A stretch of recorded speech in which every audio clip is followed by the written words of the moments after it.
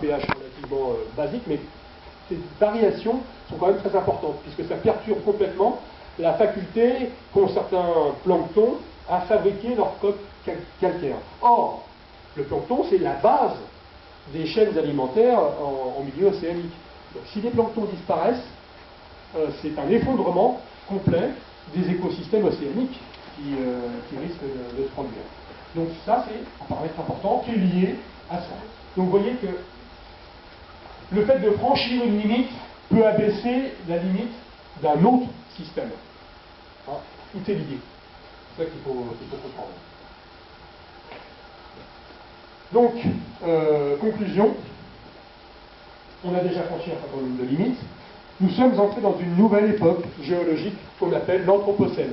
Donc c'est fini, on n'est plus dans l'Holocène, donc dans le tout à fait récent, on est rentré dans l'Anthropocène, c'est-à-dire dans l'époque qui est marquée par l'espèce humaine. L'Anthropocène nous dit que d'un point de vue géologique, l'espèce humaine est devenue une force géologique qui laissera des traces aussi indélébiles que la transition fait, par exemple, entre le Crétacé et le Tertiaire, etc. On est devenu une force géologique, on perturbe l'atmosphère terrestre à un point très important, on perturbe un certain nombre de systèmes terrestres. Et du coup, est apparue une nouvelle science maintenant. C'est ce qu'on appelle la collapsologie. La collapsologie, c'est l'étude justement de ces effondrements, des interrelations qu'il peut y avoir entre tous ces systèmes-là. C'est inquiétant. C'est inquiétant. Parce que les scientifiques qui travaillent là-dedans, il faut qu'ils aient un moral bien accroché. Hein, parce qu'ils envisagent clairement l'effondrement complet des civilisations. Hein, alors, peut-être pas forcément l'espèce humaine, mais en tout cas la civilisation telle qu'on l'envisage.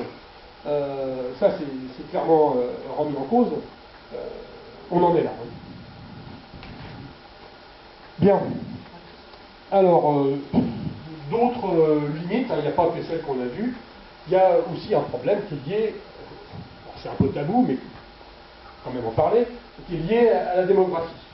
Alors voyons l'évolution de la démographie humaine, et on va voir que ce n'est pas entièrement indépendant des changements climatiques, d'ailleurs. Et on va démarrer il y a 500 000 ans, un demi-million d'années en arrière, à l'époque de la divergence entre l'espèce humaine, nous, enfin Homo sapiens sapiens, et puis Homo neanderthalis. Voilà. On estime la population d'Homo sapiens, il y a 500 000 ans, à environ 3 000 individus. Examen de la place. C'est pas fini. À une période qu'on appelle de stade isotopique 6, une grande glaciation, une glaciation qui a eu lieu il y a 195 000 ans, enfin entre 195 000 ans et 123 000 ans. Donc, c'est lié au changement climatique. Là, il y a eu ce qu'on appelle un étranglement génétique, c'est-à-dire que la population humaine a été réduite à quelques centaines. On est passé de 10 000 individus à quelques centaines d'individus qui se sont réfugiés à l'extrême sud de l'Afrique, au bord de la mer, et c'est la mer qui les a sauvés, parce qu'ils ont pu, d'une part, avoir un climat relativement constant, et puis se nourrir également en mangeant des coquillages, etc. On a trouvé des traces fossiles de ces populations, donc quelques centaines d'individus. L'espèce humaine a failli disparaître. Le message, c'est pas impossible qu'on passe aussi à nouveau dans des situations comme ça. Donc 5 millions d'individus au moment de la révolution néolithique, donc la mention de l'agriculture, la sédentarisation, etc. Temps de doublement, c'est intéressant à voir, ça, temps de doublement, c'est le temps que met la population à doubler ses effectifs. Donc 25 000 ans, relativement long. Il y a 5000 ans, après la révolution néolithique, donc l'agriculture a permis un établissement important de la population, 100 millions d'individus, toujours à l'échelle mondiale, hein. Temps de doublement, 2000 ans, ça s'accélère. Mais c'est pas terminé.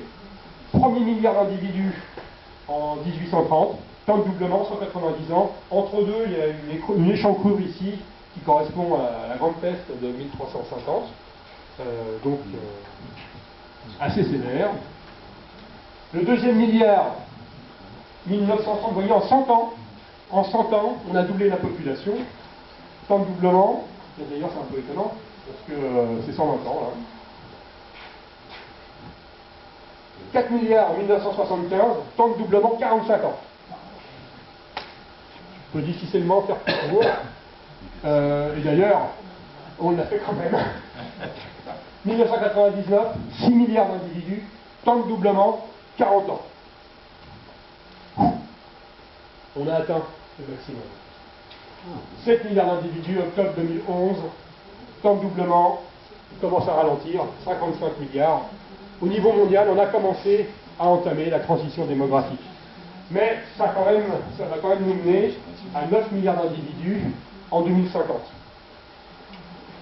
9 milliards d'individus en 2050, sachant que, d'une part, les terres agricoles disparaissent, enfin les terres cultivables, parce que l'érosion, parce que l'extension des déserts, etc., etc.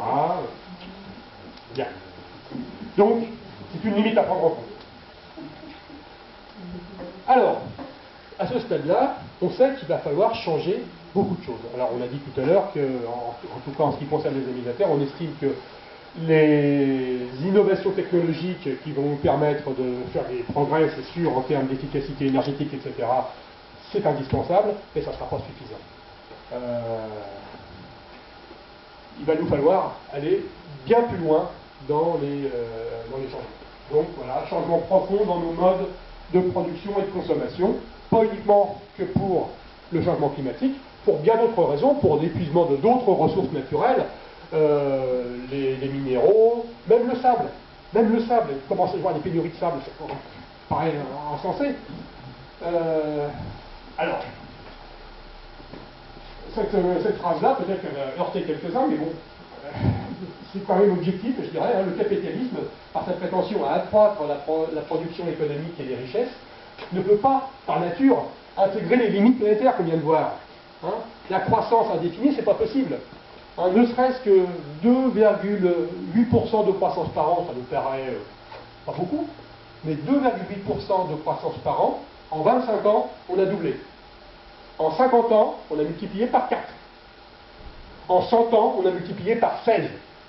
On ne peut pas augmenter, multiplier les flux par 16 comme ça, avec une petite augmentation de 2,8% par an. Pas possible. Donc, il faut envisager vraiment un autre système. Un système qui s'appuie sur la croissance, mais absolument pas durable. Donc, pour avoir quelque chose d'éviter l'emballement climatique, et le grand saut dans l'inconnu qu'on a vu tout à l'heure, il faudrait s'interdire d'exploiter 80% des énergies fossiles, mais pas que. Ça, c'est un des aspects qui est lié au changement climatique, mais il y a aussi bien d'autres choses. Donc, les sociétés thermo-industrielles devront sortir de leur addiction aux énergies fossiles. Et pas que. Non. Il y a forcément des pans entiers de l'économie qui devront se reconvertir. L'objectif, c'est de réduire les flux.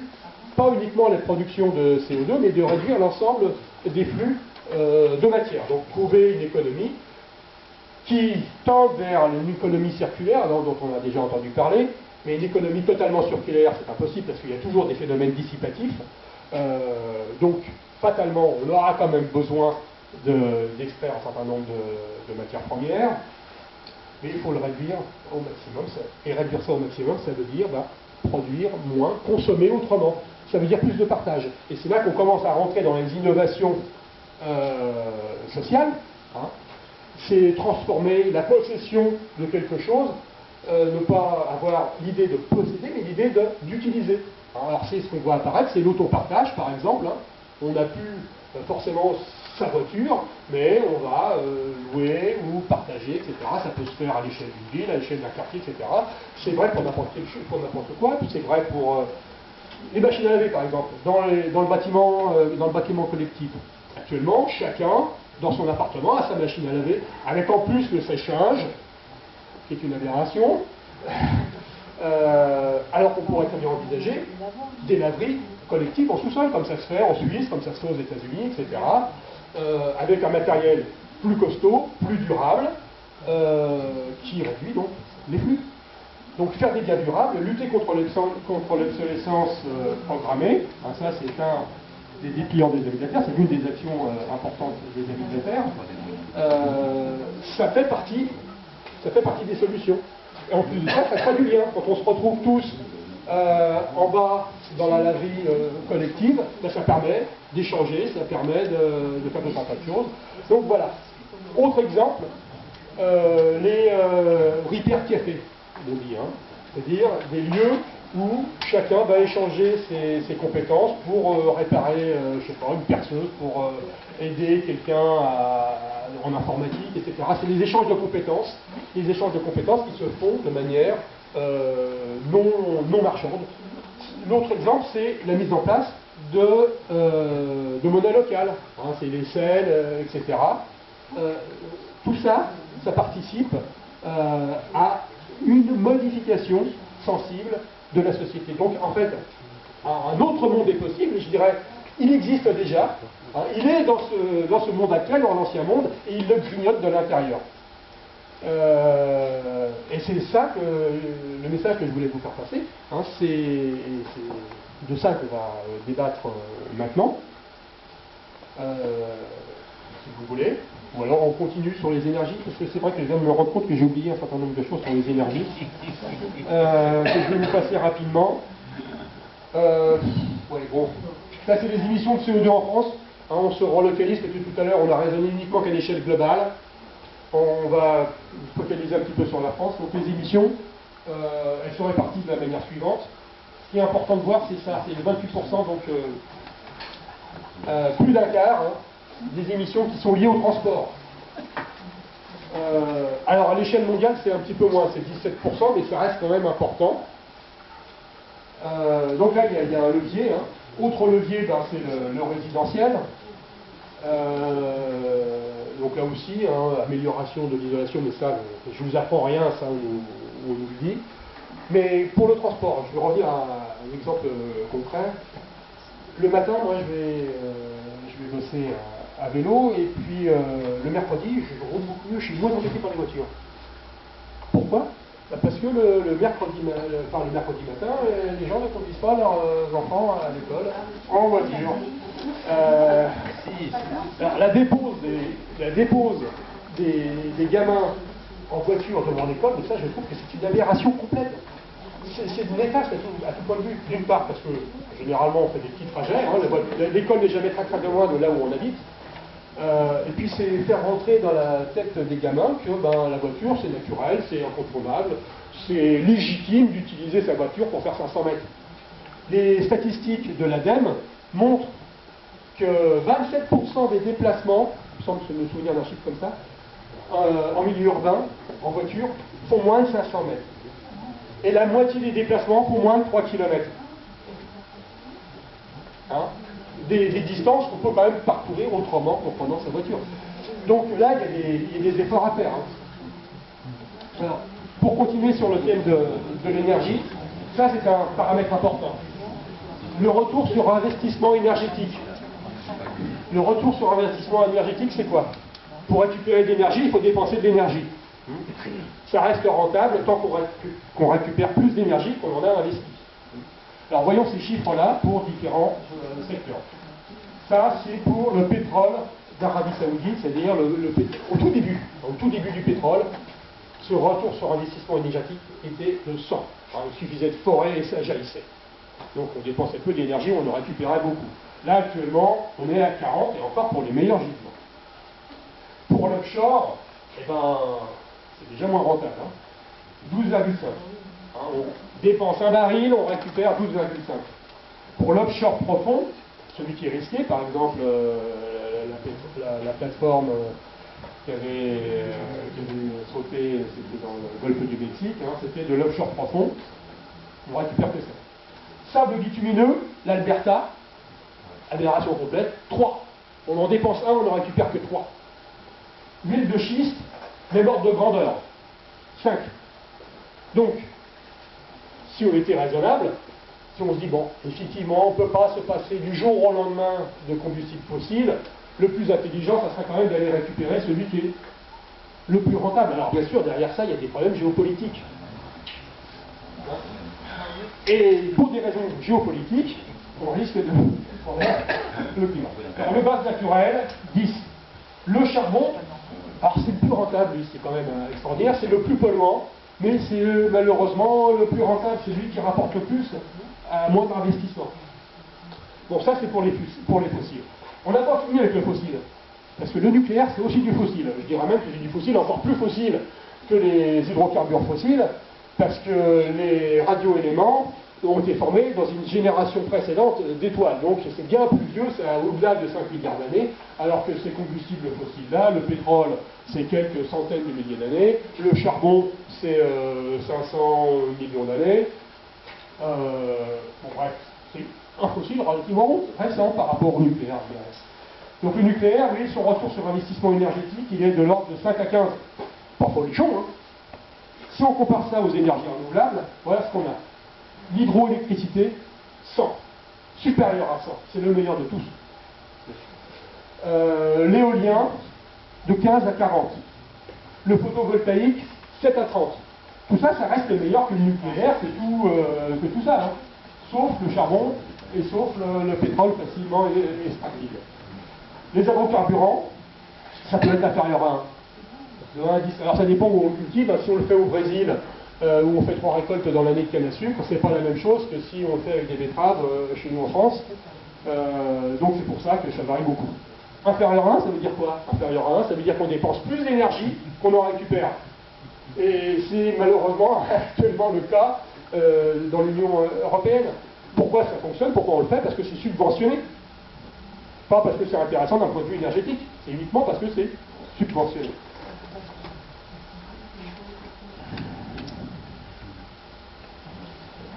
Bon, ça on passe. Alors, quantité de CO2 émis, parce que c'est quand même ça qui est important pour l'effet de serre. Quantité de CO2 émis par kilowattheure produit. Donc là, on va comparer différentes sources d'électricité. On s'intéresse uniquement à l'électricité.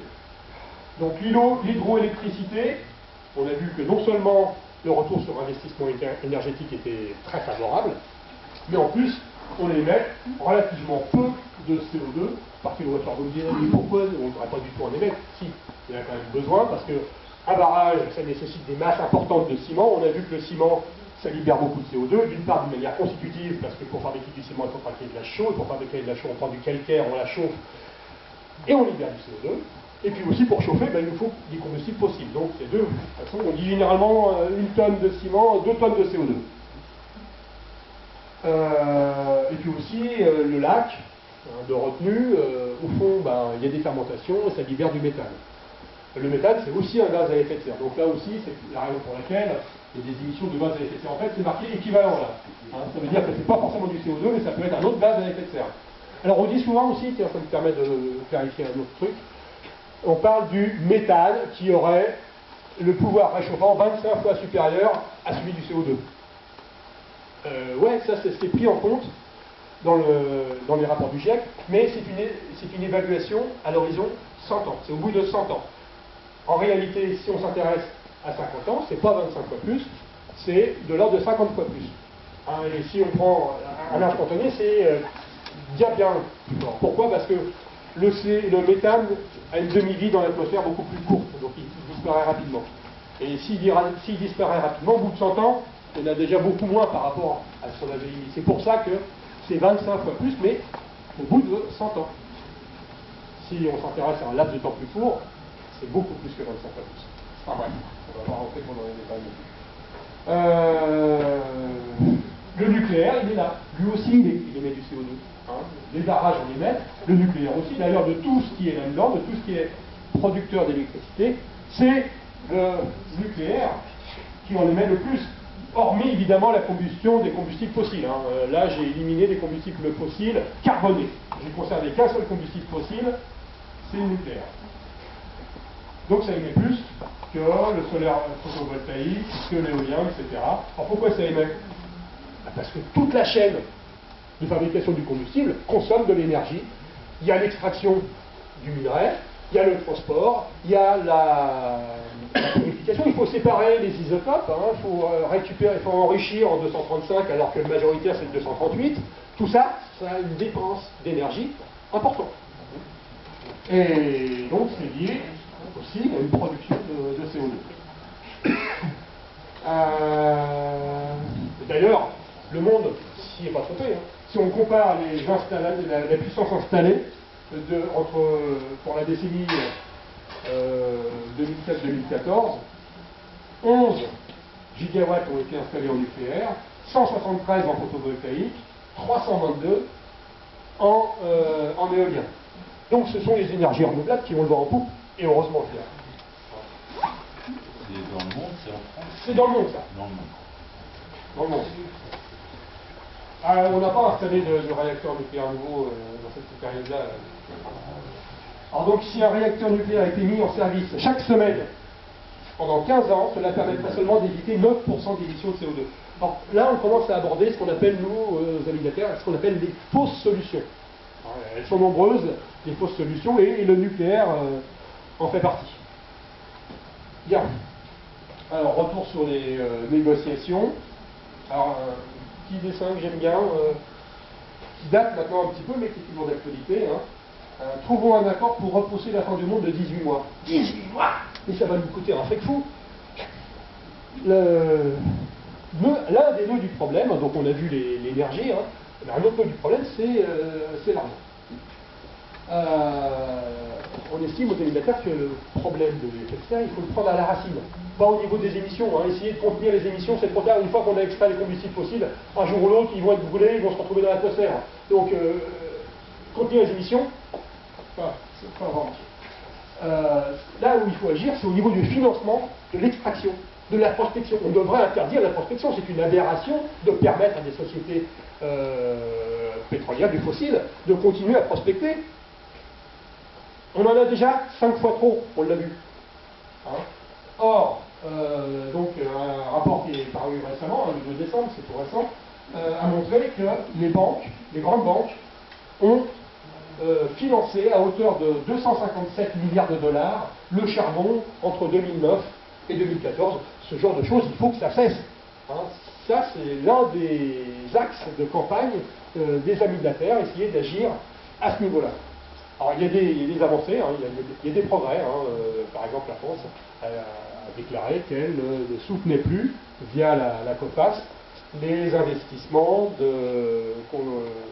concernant les constructions de centrales à charbon non propres. Alors, il y a le charbon propre. Le charbon propre, qu'est-ce que c'est? C'est une vision de l'esprit, en fait. Hein. C'est récupérer le CO2, l'extraire, et l'injecter en sous-sol. Si ça vous intéresse, on pourra en parler, mais on n'a pas tellement de temps. Voilà. L'autre problème, c'est au niveau des négociations, c'est ça, c'est le fameux fonds vert. Il nous faut trouver, à partir de 2020, 100 gigas, c'est-à-dire milliards, 100 milliards de dollars par an pour financer les pays en développement de manière à, d'une part, qu'ils puissent utiliser les énergies renouvelables pour ne pas suivre le même chemin de développement que nous, on a suivi depuis 1750, et puis d'autre part, pour investir, pour se protéger des inévitables conséquences qu'ils auront à subir. Hein, alors, historiquement, ce n'est pas eux qui sont responsables de l'état actuel des dérives climatiques, mais c'est eux qui seront les premiers à en subir les conséquences. Donc, ce fonds vert, on a beaucoup de mal à le trouver. Mais si on regarde un petit peu du côté des paradis fiscaux, là, il y aura le moyen de trouver.